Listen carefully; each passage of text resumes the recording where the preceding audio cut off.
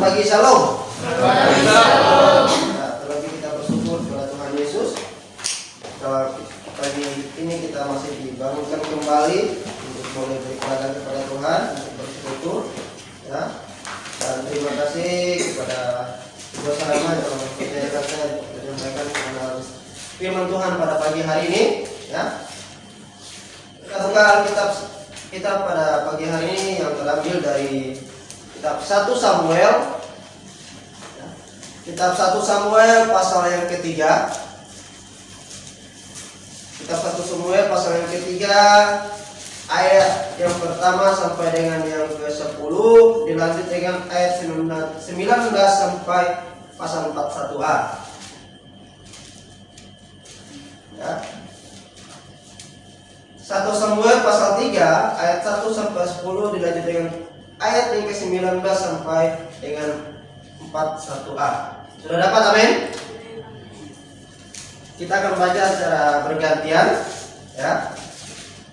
Saya ayat yang pertama dan saudara-saudari ayat yang kedua, dan seterusnya kita akan baca bersama-sama di ayat yang ke-4 ayat 1a. Ya. Ya, dengan perikop yang diberikan oleh Lembaga Alkitab Indonesia adalah Samuel terpanggil.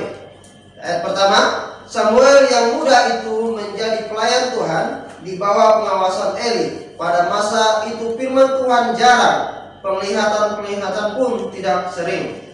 Ada satu hari yang matanya mulai kabur dan tidak melihat dengan baik, sedang berbaring di tempat tidurnya. Lampu rumah Allah belum lagi padam, Samuel telah tidur di dalam bait suci Tuhan, tempat tabut Allah. Lalu Tuhan memanggil Samuel, Samuel, dan dia menjawab, "Ya Bapa." Lalu berlarilah ia kepada Eli serta katanya, "Ya Bapa, bukankah Bapa memanggil aku?" Tetapi Eli berkata, "Aku tidak memanggil." Tidurlah kembali, lalu pergilah ia tidur. Dan Tuhan memanggil Samuel sekali lagi. Samuel pun bangunlah. Lalu dia berkata, Eli berkata, "Ya Bapa, bukankah Bapa memanggil aku?" Tetapi Eli berkata, "Aku tidak memanggil anakku." Tidurlah kembali. Samuel belum mengenal Tuhan, firman Tuhan belum pernah dinyatakan kepadanya. Dan Tuhan memanggil Samuel sekali lagi untuk ketiga kalinya. Ia pun bangunlah, lalu dia berkata kepada Eli serta katanya, "Ya Bapa, bukankah Bapa memanggil aku?" Lalu mengertilah Eli bahwa Tuhan yang memanggil anakku. Sebab itu berkata Eli kepada Samuel, "Pergilah tidur, dan apabila ia memanggil engkau, katakanlah, berbicaralah Tuhan, sebab hamba-Mu ini mendengar." Maka pergilah Samuel dan tidurlah ia di tempat tidurnya.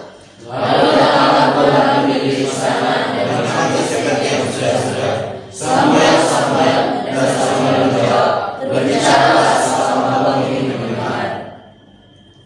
Ayat 19, dan Samuel makin besar dan Tuhan menyertai dia, dan tidak ada satupun daripadanya dari firman-Nya itu yang dibiarkannya gugur. Maka tahulah seluruh Israel berdasarkan firman bahwa Samuel telah percaya kepada Tuhan. Dan Tuhan selanjutnya menampakkan diri di Silo, sebab ia menyatakan diri di Silo kepada Samuel dengan perantaraan firman-Nya. Sama-sama. Dan perkataan Samuel sampai ke seluruh Israel. Amin. Amin. Jadi saudara yang dikasih Tuhan, sebelum kita lebih jauh dalam firman Tuhan ini, saya mau katakan bahwa di mana pada waktu itu, ya, pada masa itu Samuel adalah anak dari seorang yang bernama Elkanah dan Hana, ya. Pada waktu itu menurut tradisi orang Yahudi bahwa Samuel kira-kira berumur 12 tahun, ya. Dan Samuel juga merupakan anak jawaban doa dari ibunya. Itu kita bisa lihat di pasal yang kedua, bagaimana orang tuanya, ibunya berdoa di bait Allah. ya.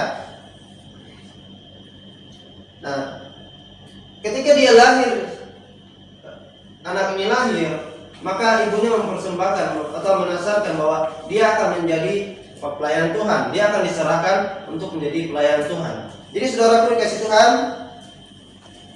dan waktu itu pekerjaan atau pelayan apa yang dia lakukan di Bait Allah adalah dia menjaga tabut Allah dan mengisinya dengan menjaga tabut Allah dan memelihara lampu rumah Allah, yaitu mengisinya dengan minyak supaya lampu itu tidak padam, ya. Jadi saudaraku dikasih Tuhan, untuk tema kita pada pagi hari ini sesuai dengan ayat yang pertama, ya, saya baca lagi. Samuel yang muda itu menjadi pelayan Tuhan di bawah pengawasan Eli. Ya. Jadi di sini ada kata Samuel yang masih muda menjadi pelayan Tuhan. Maka tema untuk kita pada pagi hari ini adalah pemuda-pemudi yang siap menjadi pelayan Tuhan. Ya. Pemuda-pemudi yang siap menjadi pelayan Tuhan. Ya. Saudara dikasih Tuhan, ya. Jika kita lihat di zaman sekarang ini banyak sekali pemuda-pemudi yang menganggap bahwa menjadi pelayan Tuhan itu sudah tidak tidak menjadi hal yang prioritas dalam kehidupan mereka lagi, ya. Jadi saudara dikasih Tuhan, karena mereka menganggap bahwa menjadi pelayan Tuhan itu mungkin karena disuruh nyapu, ya, kebersihan ke gereja. Mereka menganggap bahwa itu pekerjaan yang tidak sesuai dengan apa yang mereka inginkan, tidak sesuai dengan apa yang mereka dapatkan. Tapi saudara dikasih Tuhan, apapun yang menjadi pekerjaan kita, pelayanan kita, itu semuanya datang dari Tuhan. Tuhan yang sudah memberikan kepercayaan kepada kita, ya, maka kita akan lakukan itu dengan setia. Kita lihat di zamannya Samuel, ya, ketika dia diserahkan menjadi pelayan Tuhan, dia lakukan itu dengan setia. Kalau kita ketahui bagaimana kita tahu bahwa Samuel dipanggil Tuhan dan dari sejak mudanya menjadi pelayan Tuhan, kenapa pada waktu itu pada umur yang sangat muda, saudara? Kenapa tidak umur yang 50 tahun, ya, umur 80 tahun baru dia dipanggil menjadi pelayan Tuhan? Tapi itulah kehendak Tuhan, itulah rencana Tuhan. Ya, kita tidak tahu apa yang terjadi.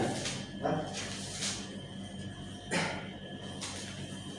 Ya. Saudaraku dikasih Tuhan, mungkin kita banyak lihat bahwa orang-orang banyak melayani, mungkin karena panggilan atau ada yang tidak karena panggilan.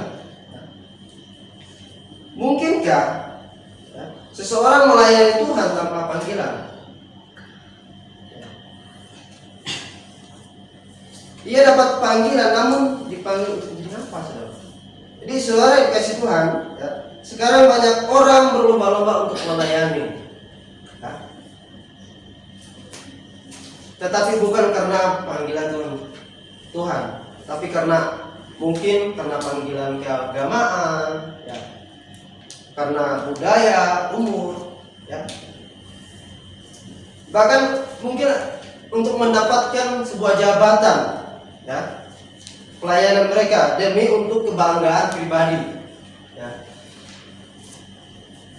Mungkin saja itu terjadi di dalam kehidupan kita sekarang ini. Tetapi saudara berkasih Tuhan, yang seharusnya kita lakukan adalah bagaimana kita melayani karena kita murni mau menyenangkan hati Tuhan, bukan hati manusia, seperti dikatakan bahwa di dalam Kolose 3 ayat 3, apapun yang kita perbuat, ya, perbuatan untuk Tuhan, bukan manusia. Jadi saudara berkasih Tuhan, bagaimana respon kita, ya, sebagai pemuda-pemudi di tempat ini, ya, menjadi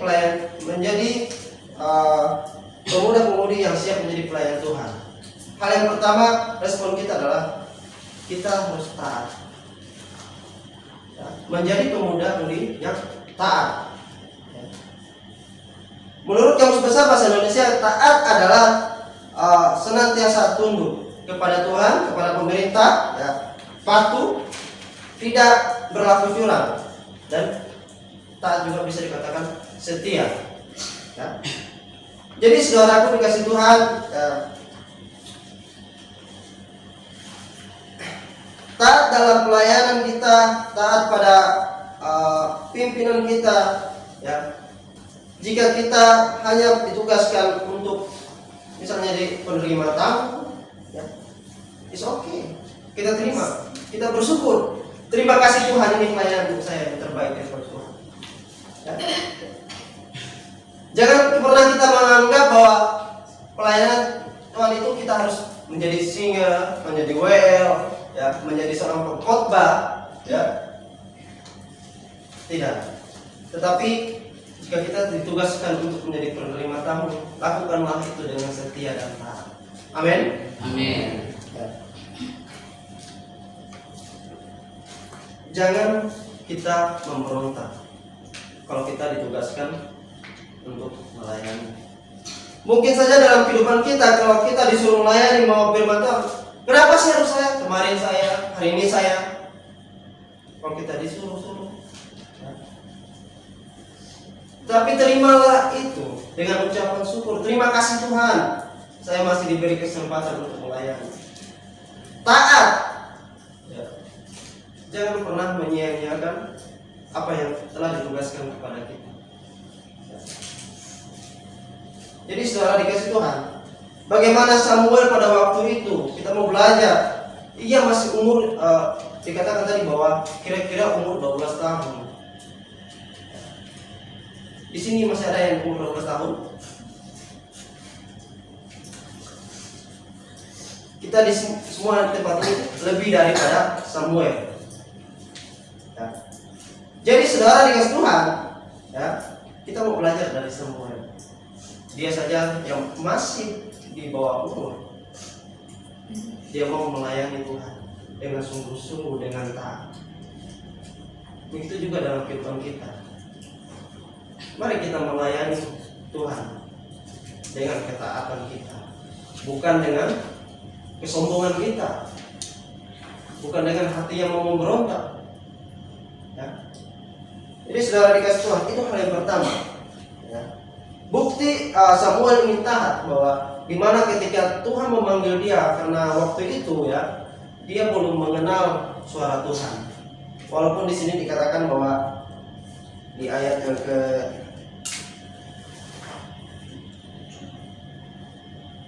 7, Samuel belum mengenal Tuhan, firman Tuhan belum pernah dinyatakan kepadanya. Kalau saya mau lihat di sini bukan belum mengenal, karena Samuel ini adalah anak dari Elkanah dan Hana, orang yang keturunan Lewi. Ya, so, pasti orang tuanya sudah menceritakan tentang Tuhan dan kebesaran Tuhan. Tetapi di konteks ini bahwa saya mengatakan bahwa Samuel belum mengenal suara Tuhan. Ya. Maka ketika Tuhan memanggil dia kira itu adalah Imam Eli yang memanggil. Ya. Tetapi pertama, kedua, ya, ketiga barulah mengerti Imam Eli bahwa yang memanggil Samuel itu adalah Tuhan. Maka dikatakan bahwa di terakhir keempat kali bahwa jika Tuhan ada suara seperti itu, kata mungkin kalau bahasa sekarang, kalau ada suara yang memanggil kamu lagi, maka jawab seperti ini. Berfirmanlah Tuhan, berbicaralah sebab hambamu ini mendengar. Jadi saudaraku dikasih Tuhan, ya. Mungkin kalau kita dipanggil seperti itu, ya, 2 kali, 3 kali, ya,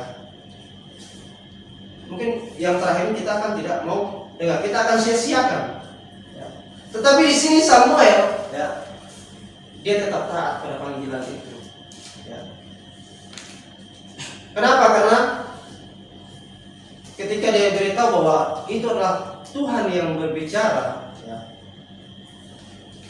yang memanggil dia, inilah bukti ketaatan Samuel.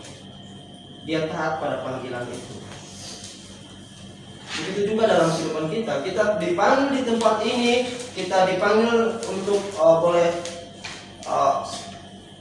menempuh pendidikan di tempat ini, ya. lakukanlah itu dengan taat, karena nantinya kita akan mencapai hasilnya. Jadi saudara dikasih Tuhan, ini hal yang pertama.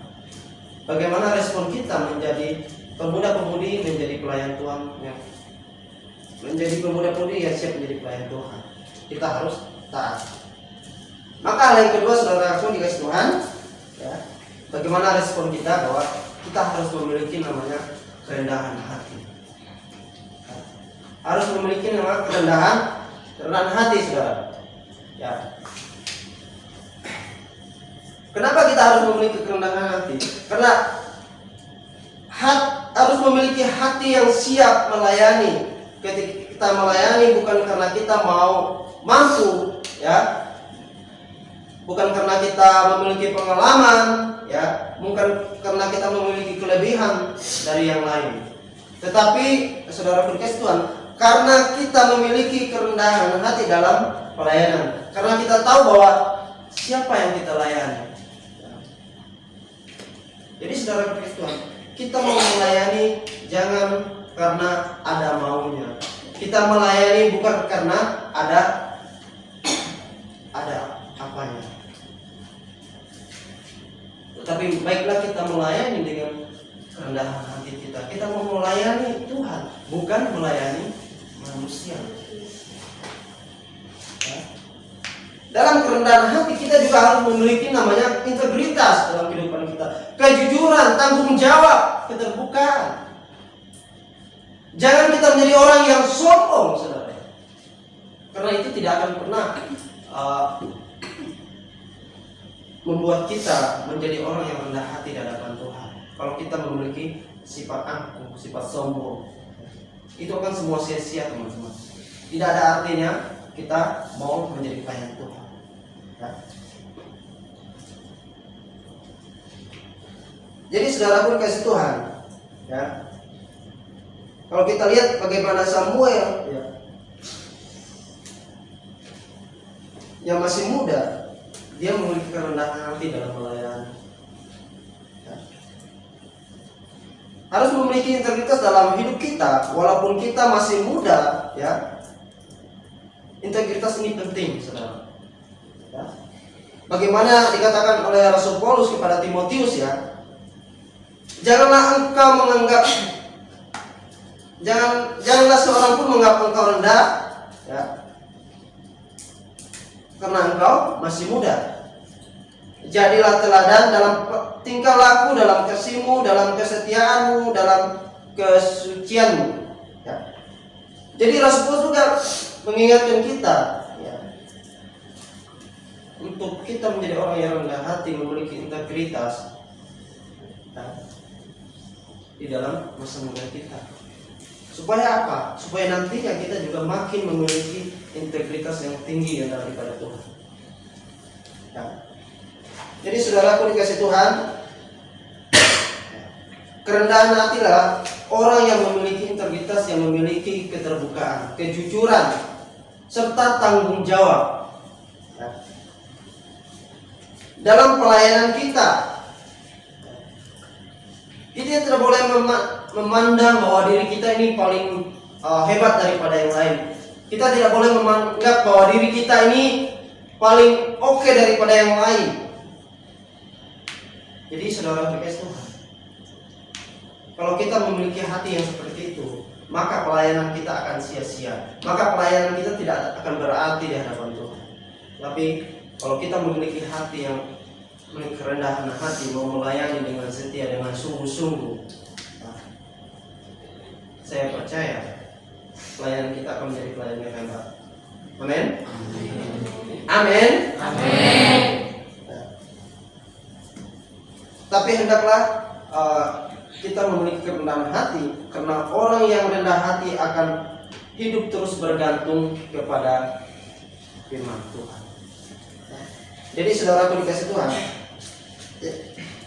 itu hal yang kedua, bagaimana sikap kita sebagai pemuda-pemudi yang siap menjadi pelayan Tuhan. Sebagai ayat penutup kita pada pagi hari ini, ayat ke-19, dan Samuel makin besar dan Tuhan menyertai dia, dan tidak ada satupun dari firman-Nya itu yang dibiarkannya gugur. Jadi saudaraku dikasih Tuhan, ketika kita menjalani dua hal ini, ya, di mana bagaimana respon kita sebagai pemuda-pemudi yang siap menjadi pelayan Tuhan. Yang pertama tadi kita harus taat. Yang kedua kita harus memiliki namanya kerendahan hati. Maka di ayat 19 itu kata, dan Samuel makin besar dan Tuhan menyertai dia, dan tidak ada satupun dari firman-Nya itu yang dibiarkannya gugur. Jadi Tuhan menyertai kita. Ya. Tuhan tidak akan pernah membiarkan kita gagal dalam pelayanan kita. Tuhan tidak akan pernah membiarkan kita sendiri dalam pelayanan kita. Tuhan akan terus menyertai kita. Tuhan akan terus menolong kita, ya, di dalam pelayanan kita. Apapun yang kita kerjakan, apapun yang kita lakukan, Tuhan selalu terlibat. Kalau kita taat, kita memiliki kerendahan hati. Terlebih kita takut akan Tuhan. Amin. Ya, baik, demikian renungan kita pada pagi hari ini. Saya percaya bahwa firman Tuhan selalu baru terus dalam